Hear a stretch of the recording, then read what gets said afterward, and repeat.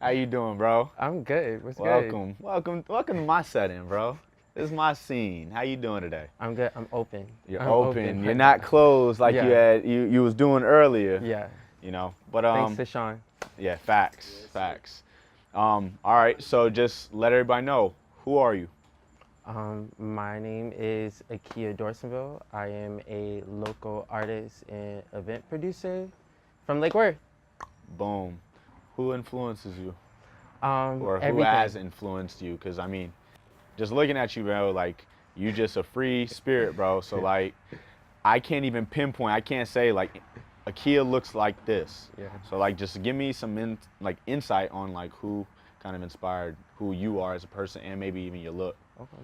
So one, just the images that I've kind of like curated for myself to like ingest, because it is the internet and we live like consumed by it. So instead of the programming that we've been used to given, like through listening to the radio and shit like that, I don't listen to the radio and I don't really watch television. I get to see whatever I want and stuff that I feel is the reflection of me and how I want to be seen, and the people that I'm around want to be seen.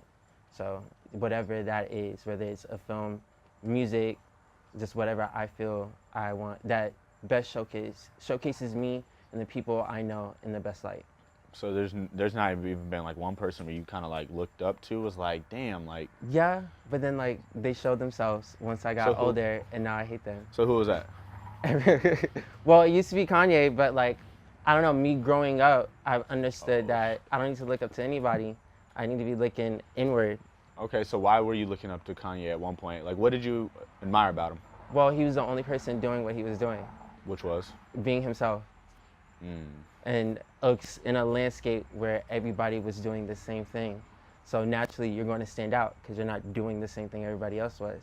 So I took that really to heart, especially me growing up.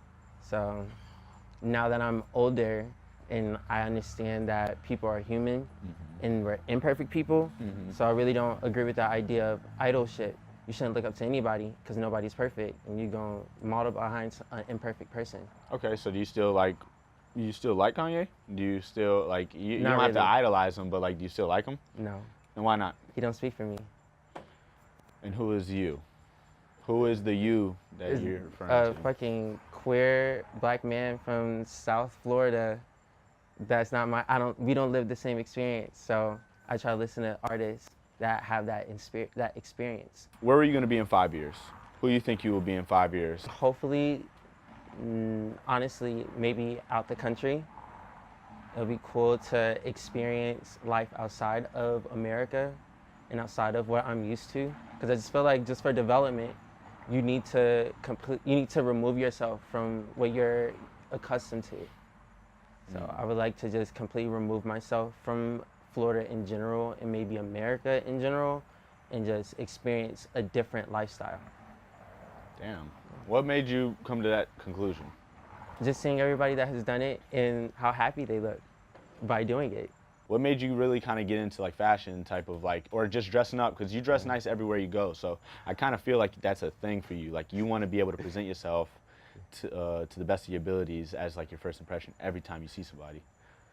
That's what I assume. Okay. From what I see. I could be wrong, so elaborate. You're not wrong. Okay. But I just feel like there's nuance there. Just like there's more to that story. I didn't grow up with money, so I had to learn. I like clothes and I like looking good. And then I just feel like clothing is just another way to express yourself and how you feel. And that was just my outlet to figure out how I felt. And I got to experiment with and find things that I like, what fabrics I like, what type of music I like. I can express that. Is there anybody who kind of guided you on like how to be a little bit more stylish? Because my friends, for sure. You think? Because I think a lot of like fashion and stuff really comes from your confidence. Yeah. If you have like good posture, you got good mannerisms and stuff like that, then you can make the clothes look good no matter what you wear. I feel like that's why people are models, because they always have like, they make it look like this is the hottest thing out and this is why you need to wear it. You got to feel like this.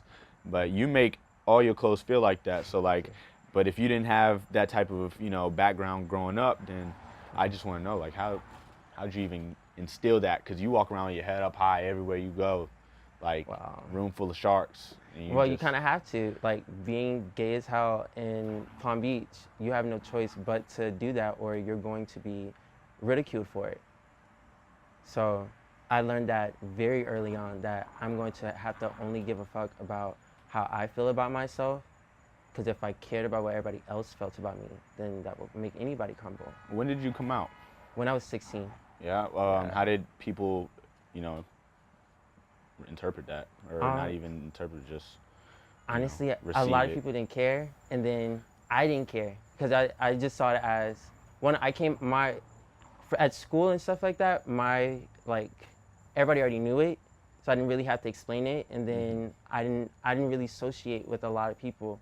I had like my core group of friends, so I came out to them, but they already knew. It's just something that I didn't have to really explain. Right. Did you face any backlash, like ever in your life, being gay, like walking around the streets? Do people treat you a little bit differently? Because in Boynton Beach or in Palm Beach, I haven't seen like a lot of hate like that, like in public. Yeah. People, of course, so people hate, they'll do it behind you, but I've never seen it firsthand.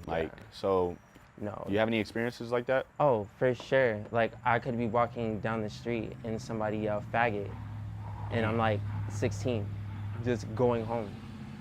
So just like shit like that, like it happens in dosage, but I think the demeanor that I give off anyway is just like, don't fuck with me. Right. Because regardless how you feel about me, that's not my problem. Those are all of your problems. So if you bring your problems to me, I would just have to confront them. But young, I don't think, like, being young, you probably had that same mindset. How did it affect you? You had the same mindset? My mother raised me. Damn, Yes. you got strong. It's a reality. I had to, I've always known that I was gay. So I've always known, and my parents prepared me for life, like to live the life I live. So. And how did your parents feel about you coming out? They didn't open? agree. Yeah. My aunt outed me. So. Really? Yes. Wow. Who have you been listening to musically as of late? Musically, I've been listening to a lot of industrial house DJs. So it's this one called Delroy Edwards. He's really dope. I think he's out of Brooklyn. I've been listening to a good friend of mine. His name is Serpent with Feet. Just a dope artist. He's out of Brooklyn. He's from Baltimore. He just makes kind of gospel music, but in a very avant-garde way. How did you feel about the whole Drake Pusha thing? Because Drake had the whole blackface thing, which I feel like a lot of people kind of pushed under the rug once his album came out. I still personally feel like that was it's a big thing, something that he really kind of got to address. Especially him being in hip hop, bro. But how did you feel?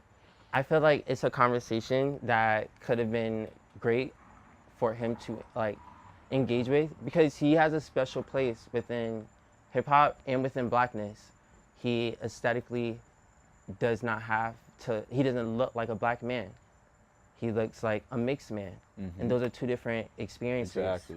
So, but he still identifies with blackness. So he could have, and a lot of people go through that, looking the way that they do in the world, reacting to the way that they do. So with him having that particular experience, he could have opened up a kind of a beautiful conversation amongst black people about that. Because I feel like that's something that that's going to be bigger and bigger, especially we're living in a world where everybody mixes, and you're going to continue to have kids that are ambiguous. You're going to continue to have kids that are black, brown, and that we're all figuring out ourselves and our realities. They have to figure that out, and why we have celebrities. It's to make that a little bit easier, because they put in their lives on the line for us to experience all together. Cool, yeah. But there's other shit to really worry about than these two people that don't pay my bills. So what do you think is a lot to worry about as of right now in the world? There's hella immigrant babies that are split apart, and we just celebrated National Independence Day. But what are we celebrating? Are you doing anything to help fight that?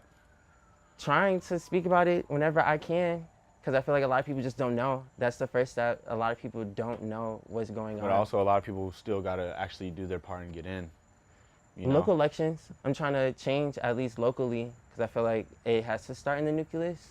So like in November, there's supposed to be like state and local elections. So that's who really like makes the changes, and we actually feel the effects of their changes, like in our small communities. Yep. So I feel like as young people, like we should care. Like I'm 23 and I'm tired of not being able to do things because there's a noise level that people that don't represent me voted for. Yep. So I just feel like, all right, I want to get a little bit more educated on local government and do my part there. And then hopefully that trickles down into it gets the big man upstairs out. Yeah, it's hard to... Lord Voldemort. So...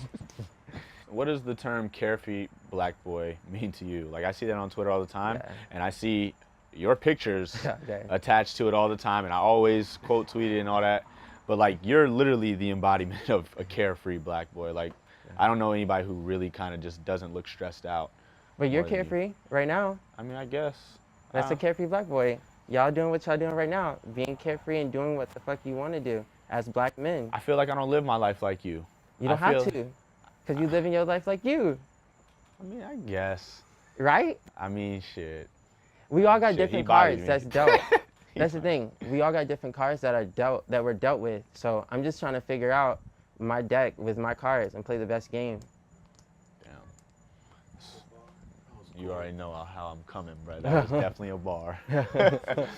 All right, so what do you want to be in the future? Like, I don't know. And let's say by the time you're 30, 35, like, who will Akia be to not even just yourself, but to everybody? I'm still trying to figure out where I'm going to get my bag from. Just trying to influence culture. That's the thing. I just want to be able to, like, influence culture in a way that, like, sparks progressive thought. So that making money in that way, whether it's me like having a radio show and me putting out the music and showing people what music I'm into and bringing and showcasing artists, or me putting on events that just show, oh shit, there's talent here. Like there's a lot of talent in South Florida. Really trying to expose the world to what Florida has to offer. You don't think a lot of, well, because I know you say you put on somewhere like South Florida. Yeah. But I mean, you don't think that people in West Palm like kind of pull each other down?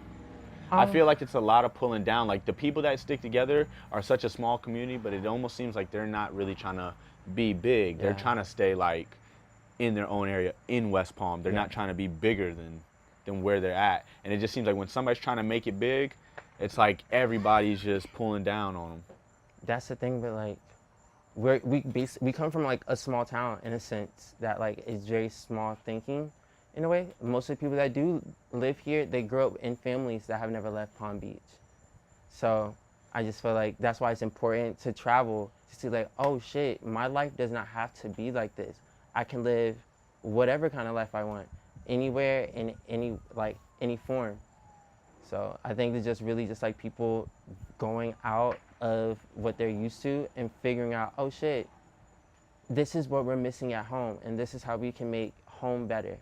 Everybody in Florida is kind of cliquish too, because there's so many different scenes and so many different things going on, and people like to live in a bubble. So it just takes people actually wanting to be open-minded and not ostracize the different. Yeah, I mean, it's all you put it the best, like cliquish. Yeah. It's very cliquish. But I mean, I don't know, if you got anything to plug in, just let them know where they can find you or how they can. You can find me on Instagram, akiadorsainvil.com. Look out for the website, and yeah. Wait. What's on the website? What are we doing with the website? Well, I feel like everybody should have a website. Why? Because there's certain shit that there's only content that you can bring. So, and it just looks way more professional. That's the thing, we gotta get more like professional about our shit. Okay, I agree. Nobody wants to give out their Instagram when they meet somebody important. Yeah, that's facts. So, I mean, we're going to kill it here. I really appreciate you for coming, my guy. Yeah. Well, it's a pleasure. You know we always going to chop it up, bro. Yes, sir. Boom. Yes, sir. The final shot. Rob Van Dam. Final form.